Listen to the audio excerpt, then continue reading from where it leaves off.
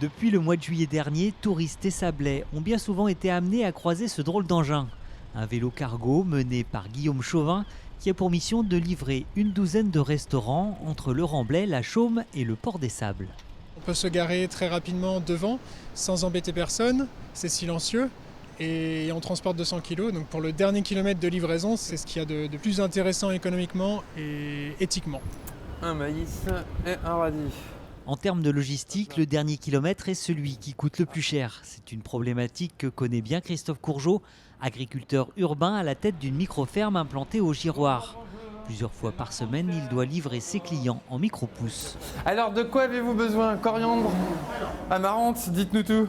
De devoir chercher à comment le livrer à moindre coût et à donner du sens, encore plus de sens en fait à un produit qui est cultivé localement et qui peut être livré de façon décarbonée. C'était une évidence. On envisage même de partir directement du Giroir, parce qu'il existe des vélos qui sont plus volumineux, avec des assistances à hydrogène, avec des assistances pneumatiques. Et je pense que l'avenir nous réserve beaucoup de surprises. Donc on récupère les barquettes vides, parce qu'on est zéro déchet. Et après, ça file, les barquettes sont nettoyées et l'intérieur s'en va au compost. Bon, on est tout bon? En vous souhaitant une belle journée.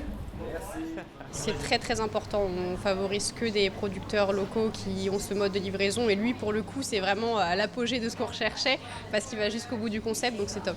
Et pour Christophe et Guillaume, après presque 3 mois de tests grandeur nature, le bilan semble positif. De manière globale dans la population, il y a une prise de conscience et au-delà de la prise de conscience, il y a l'action. Et là, par cette action, on a voulu leur montrer que c'était possible.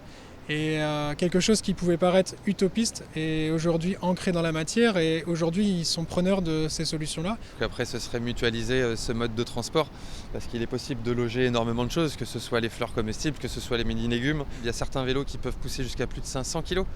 Donc là on s'envole après dans le champ des possibles. En attendant la saison prochaine, il souhaite fédérer un maximum de producteurs et de transformateurs locaux pour mettre en place des circuits de livraison plus responsables. En bref, mutualiser ce moyen de transport écologique et économique.